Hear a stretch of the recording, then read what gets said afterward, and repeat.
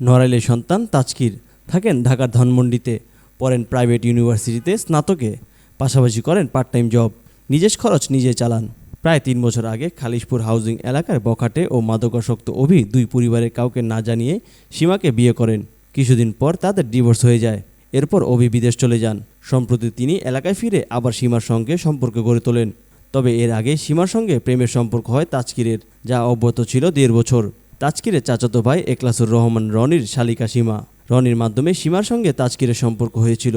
Police জানায় সীমা একই সঙ্গে অভি ও তাজকিরের সঙ্গে সম্পর্ক চালিয়ে যান। ফেব্রুয়ারি মাসের শেষের দিকে অভি বিষয়টি জানতে পেরে সীমার মোবাইল ফোন কেড়ে নিয়ে যান। এরপর সীমার ফোন থেকে তাজকিরকে মেসেঞ্জারে মেসেজ দিয়ে অভি জানান সীমার বিয়ে হয়ে যাচ্ছে, সে কারণে দ্রুত দেখা করতে বলা হয়। ২১ ফেব্রুয়ারি তাজকির ঢাকা থেকে প্রেমিকার সাথে দেখা করতে যায়, কিন্তু সেটাই তার জীবনের শেষ যাত্রা। পুলিশ ও পরিবার বলছে অভি তার সহযোগীরা তাজকিরকে শ্বাসরুদ্ধ করে আঘাত করে হত্যা করেছে, পরে লাশ নদীতে ফেলে দিয়েছে। বস্তাবন্দি লাশ উদ্ধার করে পুলিশ। চেনা যাচ্ছিল না তাজকিরকে, গায়ের পোশাক দেখে শনাক্ত করে স্বজনরা। আসামি অভি ধরা পড়েনি। তাজকিরের পিতামাতা সন্তানকে হারিয়ে কান্নায় দিন পার করছেন। পুলিশ ধরতে পারেনি মূল অভিযুক্ত অভিকে, তবে ডাবল প্রে করা প্রেমিকা সীমা এখন শ্রীঘরে। সীমা যে বিবাহিত এটা জানত না তাজকির।